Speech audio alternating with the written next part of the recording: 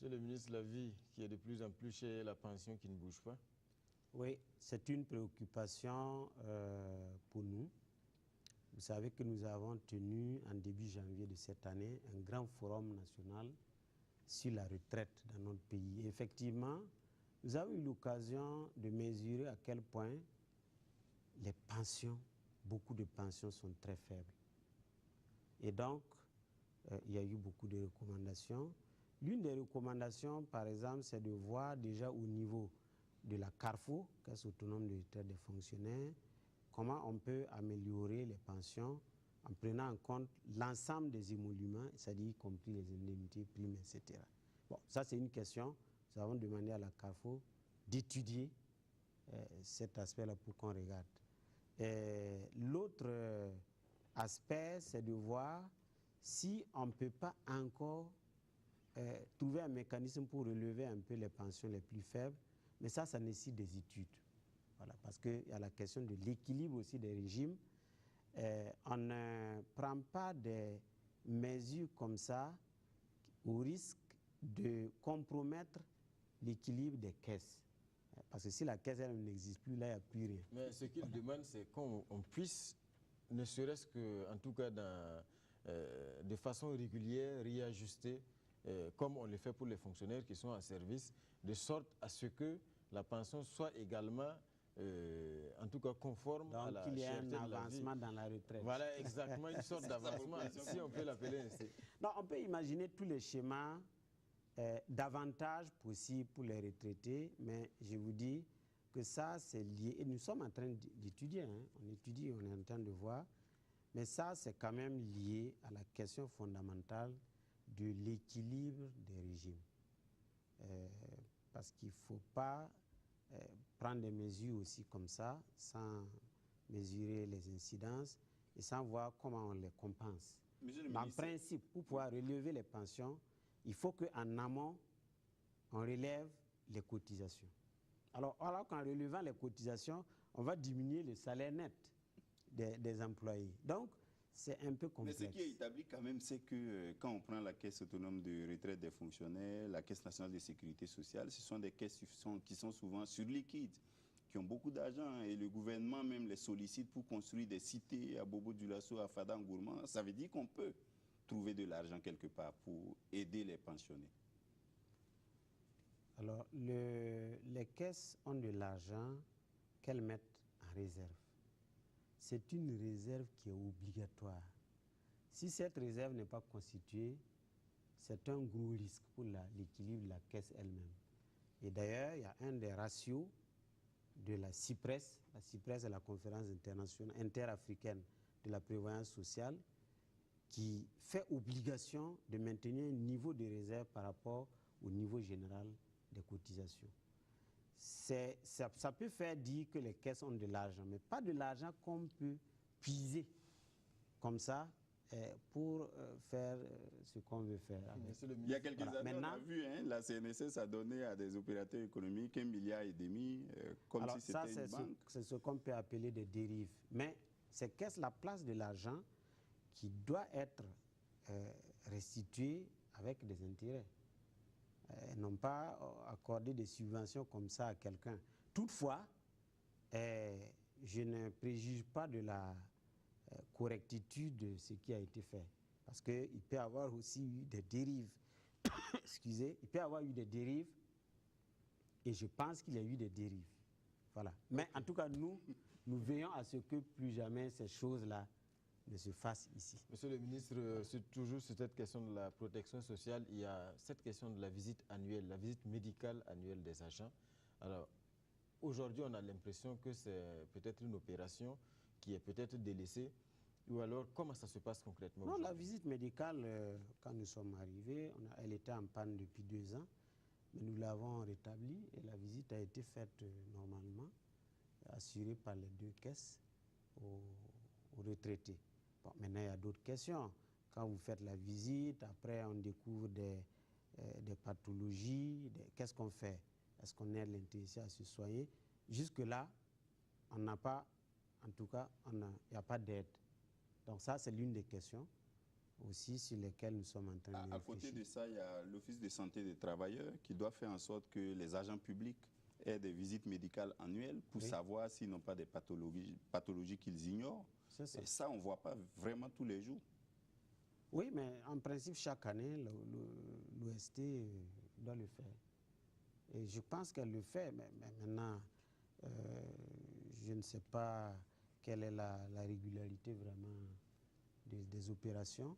Mais en tout cas, il y a toujours des choses qui se font au niveau de l'OST, je pense. Cela permet de poser la question sur le régime d'assurance maladie universelle.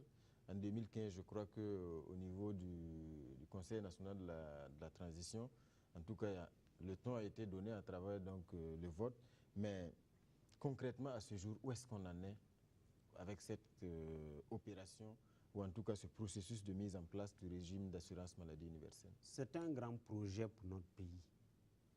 Le régime d'assurance maladie universelle, tel que la loi du CNT l'a conçu, elle vise à couvrir en fait l'ensemble de la population.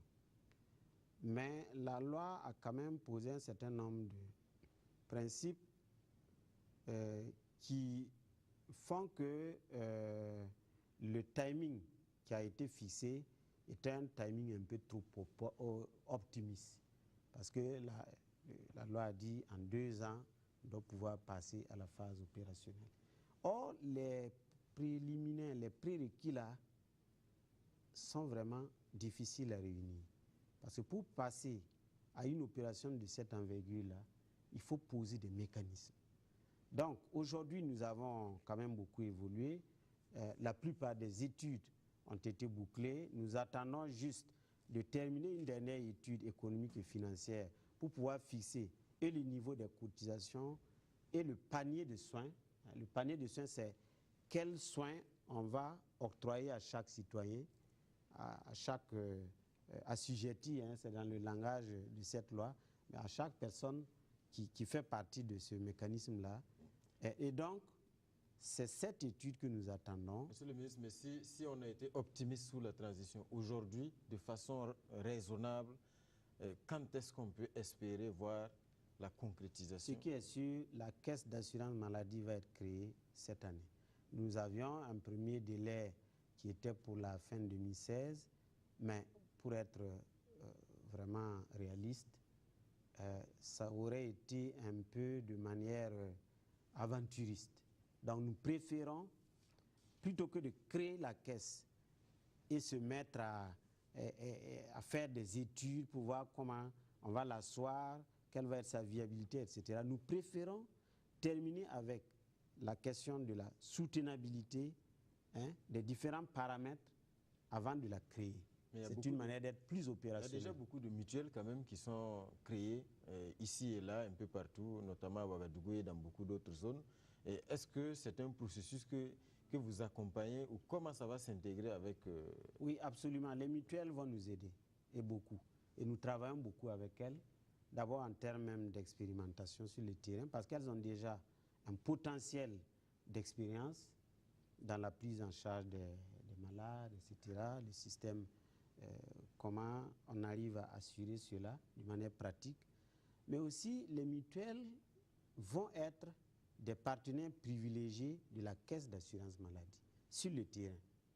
Donc, nous encourageons la création, la profusion de ces mutuelles-là et nous pensons en tout cas pouvoir travailler avec elles. On parle aussi de la transition encore. Il y a eu des plaintes de travailleurs déflattés sous la transition et un des conseils de ministres vers fin 2015 avait planché sur la question et il était question d'étudier les dossiers d'ex-travailleurs des sociétés Faso-Fani, Soremi, Josira Industrie, SAP Olympique, Sibam, etc. Et le conseil disait que certains dossiers avaient été traités, mais qu'en outre, d'autres dossiers feront l'objet d'un réexamen afin de prendre en compte les préoccupations des plaignants. Est-ce que vous avez vraiment hérité de cette question-là pour la traiter? Alors, ce sont des dossiers qui ont beaucoup fait l'objet de traitement dans le temps, parce que ces dossiers dont vous parlez, c'est depuis l'époque des privatisations. Depuis les passes. Voilà, ça fait quand même déjà 20 années ou plus. Et il n'est pas souvent facile de reconstituer des faits. Mais je dois dire que la plupart de ces dossiers ont été vidés. Il y a quand même des cas relicataires sur lesquels, si nous sommes saisis, on essaie de voir. Pour certains, c'est des problèmes de pension à régler. Pour d'autres, c'est peut-être des problèmes qu'il faut régler en rapport avec la justice. Bon, si nous sommes saisis de cas, on regarde au cas par cas, qu'est-ce qu'il faut faire. Mais je dois dire qu'en tout cas, depuis que je suis là, bon, il y a des travailleurs qui écrivent, on essaie de regarder par rapport au dossier dont nous disposons, qu'est-ce qu'il faut faire, mais pas de cas massivement. Ce qui me revient, c'est que quand même, l'essentiel, ces dossiers avaient été vidés. Alors, monsieur le ministre, d'une manière générale, pour se déflatter, mais également pour les retraités, il y a ce fonds, donc le FONADR qui a été créé. Est-ce que ce fonds-là fonctionne réellement? Parce que l'impression qu'on a, c'est que la plupart des fonctionnaires, quand ils vont à la retraite, c'est comme si voilà, la vie active s'était arrêtée. Et donc, on est assis, on attend, on compte les jours en attendant. C'est pareil pour les déflatés aussi, qui ont du mal à se remettre en selle. Oui, le fonds existe pour ça. Il s'appelle Fonds national donc, pour les déflatés et les retraités, FONADR. Et ce fonds dispose de ressources peut-être pas substantielles, mais en tout cas, tous ceux qui viennent avec un dossier en bonne et due forme bénéficient de l'accompagnement.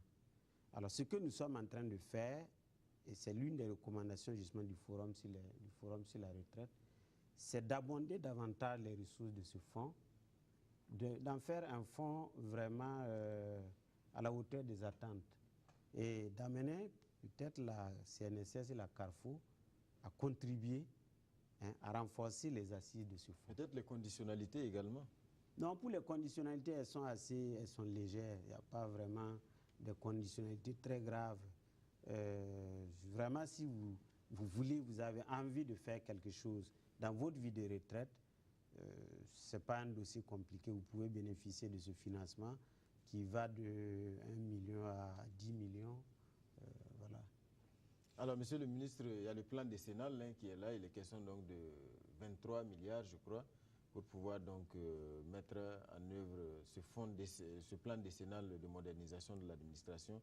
Concrètement, aujourd'hui, l'émission est en train de tirer à sa fin. Quels sont les chantiers prioritaires de ce plan? Alors, c'est moderniser l'administration, c'est rendre fluide les opérations de l'administration, c'est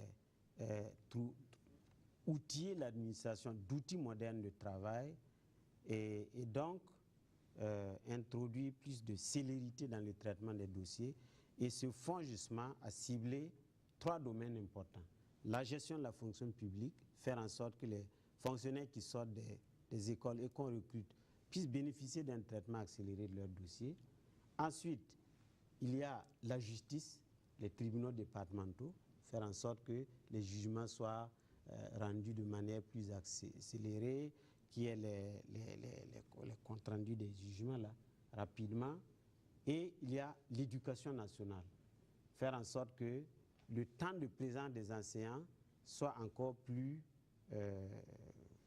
normalisé.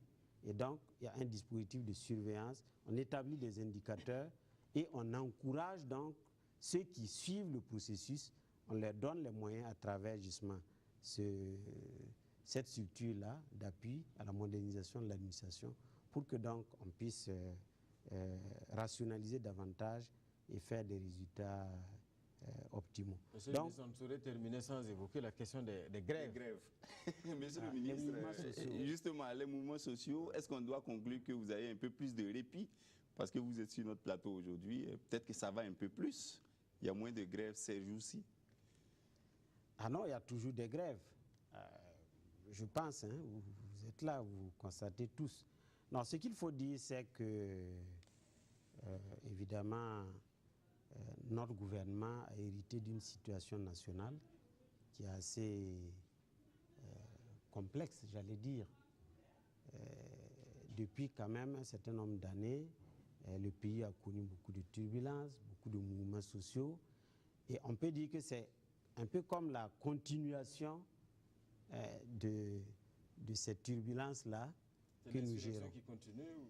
Non, bon, je ne veux pas dire que c'est l'insurrection qui continue. L'insurrection est du fait du mouvement de tout le peuple, pas seulement des travailleurs, pas d'une catégorie de la population. Donc, moi, je pense qu'il faut néanmoins en sortir, et c'est l'occasion pour moi d'en appeler, surtout aux fonctionnaires. Je pense que la grève, le sitting, ça ne doit pas être quelque chose de facile à décider comme ça. Comme si on ne fait pas ça, on ne peut pas avoir gain de cause. Non, ce n'est pas vrai. Tous les jours, nous résolvons des problèmes. Tous les jours, nous faisons face à des préoccupations. Et par ailleurs, je dois aussi dire que, en principe, après l'insurrection populaire, il y a quand même une nouvelle situation, une nouvelle ambiance qui est créée et qui doit permettre d'instaurer une haute gouvernance et qui doit permettre de trouver des solutions aux problèmes de tous les Burkinabés, pas seulement d'ailleurs d'une catégorie de la population. Donc, il faut donner du temps pour chercher les solutions.